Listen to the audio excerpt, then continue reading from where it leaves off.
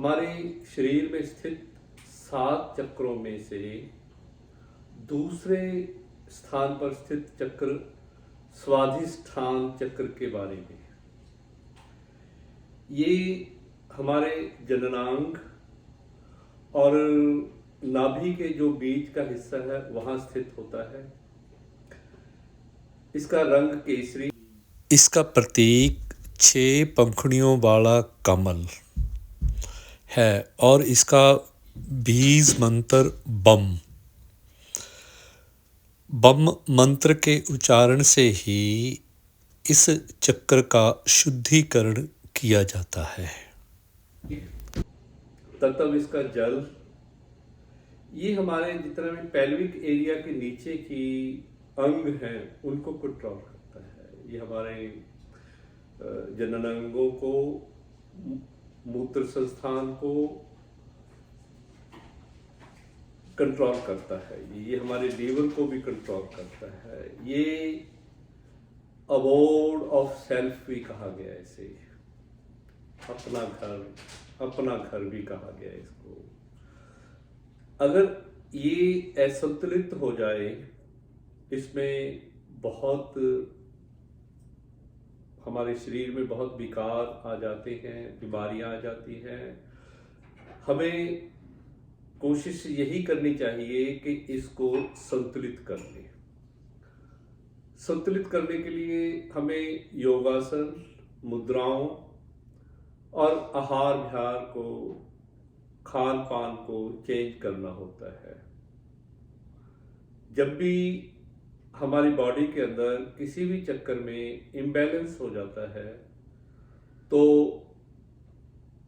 हमारी बॉडी काम करना बंद कर देती है। ये सारा ही कंट्रोल चक्रों द्वारा है। ये सूक्ष्म चक्र हैं। ये हमारे अंगों की तरह नहीं है। ये रीढ़ की हड्डी के साथ साथ चलते चलते हमारे ब्रह्मरंध्र सहस्त्रधारा तक पहुंच जाती हैं। इनको कंट्रोल करना बहुत जरूरी। इस चक्कर को बैलेंस करने के लिए एकांत स्थान पे पद्मासन, वज्रासन या सुखासन में बैठ जाएं। ज्ञान मुद्रा लगाकर बम का उच्चारण करना है। बम।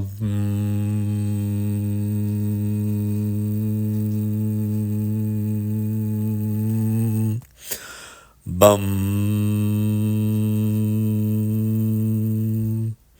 ध्यान 6 पंखुड़ियों वाले एक फूल पर लगाना है, नारंगी रंग के फूल पर, या उगते हुए सूर्य पर ध्यान लगाएं और बम का उच्चारण बम।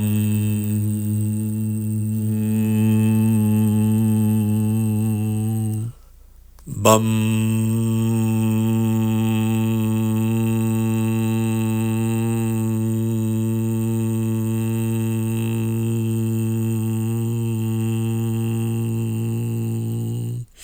इस क्रिया को 5 से लेकर 10 मिनट तक करें। आते जाते श्वासों पर ध्यान लगाएं। सुबह खाली पेट करना है इसको। खाना नहीं खाया होना चाहिए, आपका पेट भरा हुआ नहीं होना चाहिए। जब भी आपने इसका अभ्यास करना है, बम का उच्चारण, ज्ञान मुद्रा, नारंगी रंग के फूलों पर ध्यान लगाना है। आपने देखना है कि आपके चारों तरफ फूल ही फूल हैं। आप अपने आप को हल्का फुल्का महसूस करोगे। आपका ये स्वाधिष्ठान चक्र खुलता जाएगा और आपके शरीर की जितनी भी प्रॉब्लम्स हैं वो दूर होती जाएंगी। ध्यान नारंगी रंग के 6 पंखुड़ियों वाले फूल पर लगाना है। बम का उच्चारण बम।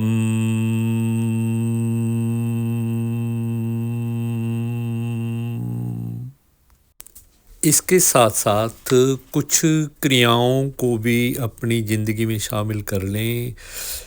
जैसे हर रोज़ अपने पैरों को सामान्य तापमान के पानी में भिगोना। जब ज़्यादा तकलीफ बढ़ी हुई हो तो नमकीन वाले पानी से या ठंडे पानी से, बर्फीले पानी से। इसके लिए कुछ आसन भी करें, जैसे खड़े होकर करने वाले आसन या बैठकर आगे झुककर करने वाले आसन, जैसे मंडूक आसन, बाल आसन, पश्चिमोत्तानासन, बुद्धा कोणासन, मल आसन, धनुरासन, इनका भी अभ्यास आपने इसके साथ साथ करना है। और अपने आहार में, अपनी डाइट में संतरा, आम, पपीता, आड़ू ये शामिल कर लें। जो भी नारंगी रंग के फल होते हैं, जैसे पीले रंग वाला कद्दू, सूरजमुखी, खसखस, नारियल, भांग के बीज, ये भी आप अपनी डाइट में शामिल कर सकते हैं।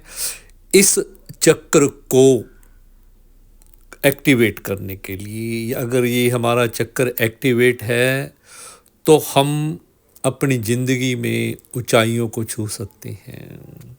ये जो मैं नहीं हूँ, मैं नहीं कर सकता, ये भावना आपके मन से चली जाएगी। फिर आपके मन में आ जाएगी मैं हूँ, मैं कर सकता हूँ, I am the best, I can do it. ये भावना हमारे अंदर होनी चाहिए। अगर हम इन चीज़ों को अपनी ज़िंदगी में शामिल कर लेते हैं तो हम अपने इस चक्र को, स्वाधिनिष्ठ चक्र को एक्टिवेट कर सकते हैं। नारंगी रंग पर लगाएं, उगते हुए सूर्य पर लगाएं। यह रंग उभरती हुई चेतना का प्रतीक है। यह शुद्धता और एक्टिविटी का प्रतीक है। यह सकारात्मक सोच का प्रतीक है। इस चक्र के कारण हमारी ज़िंदगी में प्रसन्नता, निष्ठा, आत्मविश्वास, ऊर्जा जैसे गुण पैदा होते हैं जब ये हमारा चक्र एक्टिवेट होता है। इसका अभ्यास करते हुए पूरा ध्यान 6 पंखुड़ियों वाले फूल, नारंगी रंग के फूल और स्वाधिनिष्ठ चक्र पर लगाएं। शारीरिक रोग खत्म होंगे, मानसिक स्थिरता बढ़ेगी आपकी। आप अपनी ज़िंदगी में हाइट्स को टच करोगे अगर हम इस चक्र को एक्टिवेट कर लेते हैं। आपकी ज़िंदगी से चिड़चिड़ापन, अनिद्रा, मधुमेह, कैंसर जैसी बीमारियां, एलर्जी और हार्ट की प्रॉब्लम्स दूर हो जाएंगी अगर हम अपने इस चक्र को एक्टिवेट कर लेते हैं। नहीं तो उदासी, ईर्ष्या, द्वेष, अतीत के बारे में सोच कर उसमें ही कुढ़ते रहेंगे। कई बार तो लोग ज़्यादा शराब का सेवन करने लग जाते हैं, ड्रगी हो जाते हैं, ज़्यादा खर्चीले हो जाते हैं, ज़्यादा भोजन खाने लग जाते हैं इसके इम्बैलेंस होने से। यह चक्र हमारे लीवर, किडनी, प्लीहा, अग्नाशय व प्रजनन अंगों की कार्य प्रणाली को कंट्रोल करता है। अगर ये इम्बैलेंस है तो हमारे इन अंगों में भी इम्बैलेंस ही होगा। पहले शरीर को ठीक कीजिए, उसके बाद अध्यात्म की बात। जब शरीर ही ठीक नहीं है तो अध्यात्म कहाँ से होगा? पहले शरीर फिर अध्यात्म। तभी हम अध्यात्मता की ओर बढ़ पाएंगे जब हमारा शरीर शुद्ध और ठीक होगा। शरीर को ठीक रखने के लिए इन चक्रों को ठीक रखना जरूरी है, बहुत ज़रूरी है।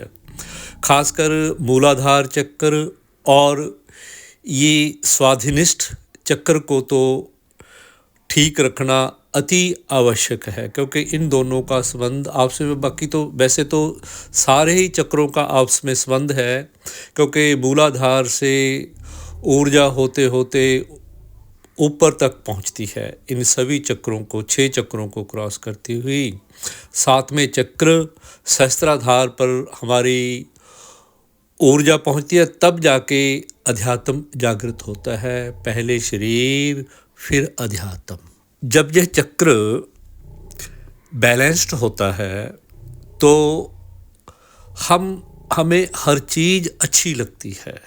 आसपास का वातावरण, जैसे जो भी चीज़ हमारे सामने है हमें अच्छी लगेगी, नहीं तो चिड़चिड़ापन होगा, हम दुखी होंगे, उदास होंगे, क्रोध, घृणा, वैमनस्य, क्रूरता, अभिलाषा और ये अभिमान जैसी अवगुण हमारे शरीर में आ जाते हैं। और वो अवगुण जो हमारे विकास में बाधक हैं, जैसे आलस्य, भय, संदेह, प्रतिशोध, ईर्ष्या और लोभ, इनको भी हमने ख़त्म करना है। तभी जाकर हम अपनी बॉडी की कार्य प्रणाली को सही कर पाएंगे। अगर हमारा ये चक्र शुद्ध है, बैलेंस्ड है, ओपन है, ब्लॉक नहीं है। ब्लॉक नहीं होने देना इनको। अपनी ज़िंदगी को अच्छे तरीके से चलाने के लिए अपने चक्रों पर भी, अपने सूक्ष्म चक्रों पर भी ध्यान दीजिए। जैसे हम फिजिकल वर्क करते हैं उसी प्रकार हम इन चक्रों पर भी ध्यान दें और अपने कार्यों को करने में निपुणता हासिल करें। जब आप अपने इस चक्र को जागृत कर लोगे, पहले मूलाधार को करें, फिर उसके बाद स्वाधिष्ठान को, उसके बाद मणिपुर चक्र। ये सभी चक्र एक दूसरे के जुड़े हुए हैं, मूलाधार से लेकर यहाँ तक। ज्ञान मुद्रा में बैठना है। हर चक्र की अपनी मुद्रा है, उसके अकॉर्डिंग ही हमने चलना है। धन्यवाद, नमस्कार। उम्मीद करता हूँ आपको ये